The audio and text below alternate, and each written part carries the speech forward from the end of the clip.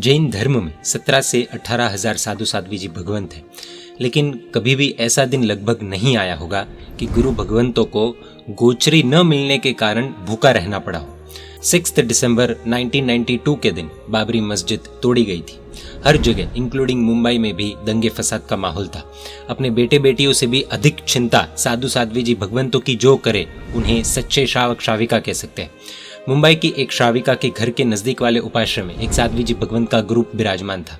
दंगे फसाद के उस कठिन दौर में उस श्राविका ने अपने घर पर पर्याप्त मात्रा में रसोई तैयार की और पड़ोसी को भी प्रेरित करके उनके घर भी पर्याप्त मात्रा में रसोई तैयार करवाई। उस माँ ने अपनी बड़ी बेटी को कहा कि जा उपाश्रम में जाकर साध्वी जी भगवंत को गोचरी के लिए बुला कर ला, क्योंकि इस कर्फ्यू जैसे वक्त में किसी के भी घर जाने में साध्वी जी भगवंतों को प्रतिकूलता हो सकती है और इसीलिए यहाँ आ जाएंगे तो उनकी और मेरी दोनों की चिंता दूर हो जाएगी। जाकर उन्हें कहना कि आपको ज़्यादा घरों में जाने की ज़रूरत नहीं है, हमारे यहाँ पधारिए, इस माहौल में हमारे घर पर ही आइए, हमारे यहाँ एक साथ ज़्यादा घर होने से आपकी पूर्ति हो जाएगी।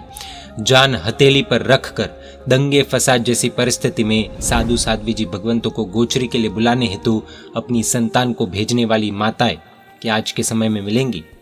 जिन शासन की हर माँ अपने आप से ये कठिन प्रश्न पूछ सकती है। ये कोई काल्पनिक घटना नहीं है, सच्ची घटना है। माई तेरी चुनरिया लहराई, इस पुस्तक से हमने एक घटना आपके सामने रखी है। बेटा बिगड़ गया है, एक कहो तो 4 सुनने की तैयारी रखो। घर में कोई सुनता ही नहीं, कहे तो किसे कहे। छोटी उम्र में भोला भाला दिख रहा बेटा पता नहीं बड़ा होते ही क्या हो जाता है और वो बिगड़ने लगता है। बेटी को कुछ भी कहना हो तो मूड देखना पड़ता है। कभी कभी तो माता पिता को उसकी सहेली के माध्यम से ही उसे मैसेज पहुंचाना पड़ता है। ऐसे बहुत सारे संवाद आज घर घर की कहानी बनते जा रहे हैं। कई सारे माता पिता बड़े दुख के साथ अपना दिल संतों के पास खाली करते हैं, लेकिन जब संतानों की समस्या का निराकरण करने के लिए सॉल्यूशन करने हेतु संत अपने पास लेकर आने की बात करते हैं, तब जवाब मिलता है कि साधु संतों के पास पैर रखने के लिए भी वे तैयार नहीं है। करे तो करे क्या? इस प्रॉब्लम का सॉल्यूशन क्या हो सकता है? हेल्पलेस सिचुएशन यानी कि असहायक परिस्थिति का रास्ता क्या निकल सकता है? Practical Jain art of parenting कैसे और कहां से सीख सकते हैं? ऐसे अनगिनत प्रश्नों का शायद एक जवाब है माई तेरी चुनरिया लहराए किताब। साधु जीवन प्राप्त कर चुके एक संयमी महात्मा ने अपनी सांसारिक अवस्था में रही माता की दीक्षा पर लिखी ये किताब शायद वर्तमान काल में टॉप पुस्तकों में से एक है, जिसे पढ़कर कई लोगों की आंखों में अश्रों के तोरण बंधे हैं। कोई बेटा जब अपनी माँ के साथ जुड़ी हुई स्वयं की सत्य कथा दुनिया के सामने खोलता है, तब कैसे भावों की दुनिया से जुड़ा होता है वो तो जो ये किताब पढ़े उन्हें ही पता चलेगा। इस किताब को पढ़ने के बाद कई लोगों के मन में ये भाव उमड़े हैं कि क्या ऐसी माँ हमें मिल सकती है भला, या कभी हम ऐसी माँ बन पाएंगे क्या? 12 साल की छोटी सी बच्ची को संयम की प्यास लगी और 72 साल की उस बच्ची से बनी शारदाबेन नामक अद्भुत आत्मा को संयम मिलने का तय हुआ। इस बीच में घटित कई सारी घटनाओं का आलेखन यानी कि माई तेरी चुनरिया लहराई पुस्तक। उनके 2 बेटे और 2 बेटी सभी को संसार से विदा कर चुकी है, यानी कि सब दीक्षा ले चुके हैं। ये माँ को पतिदेव सुश्रावक गुणवंत भाई ने दीक्षा के लिए हाँ कही। इसके पीछे भी एक रोमांचक घटना जुड़ी हुई है।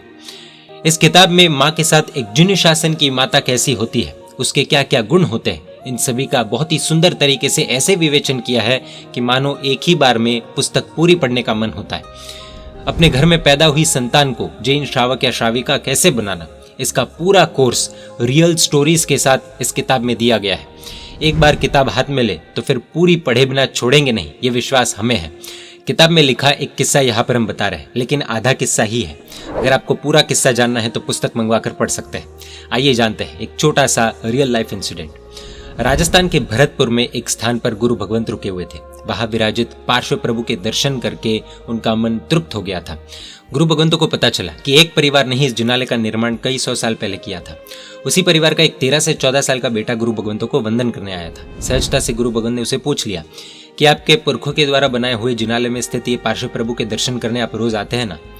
जैन धर्म से अनभिज्ञ लग रहे उस किशोर ने गुरु भगवंत को जवाब दिया, साहिब जी जब मैं पहले छोटा था तब दर्शन करने आता था, अब मैंने दर्शन करना बंद कर दिया है।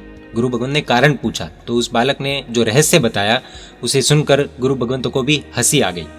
बालक ने कहा, हमारे घर की बाई ओर श्री रामचंद्र जी का, दाई ओर श्री कृष्ण जी का, सामने की ओर हनुमान जी का और पीछे की ओर बलराम जी का मंदिर आया हुआ है। नज़दीक में इन सारे मंदिरों के अलावा महाराज साहब थोड़ी दूरी पर गणेश जी और महादेव जी के मंदिर भी है।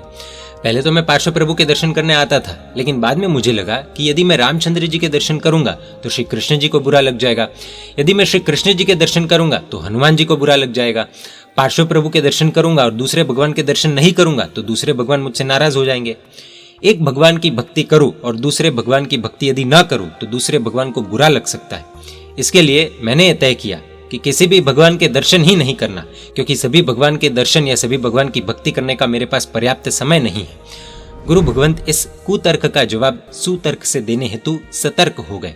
गुरु भगवंत ने उस बालक को किस तरह से समझाया वो आप इस पुस्तक को पढ़कर जान सकते हैं। आइए अब इस किताब के बारे में कुछ जानकारी जानते हैं। इस किताब के लेखक है परम पूज्य पन्यास प्रवर श्री निर्मोह सुंदर विजय जी महाराज साहब।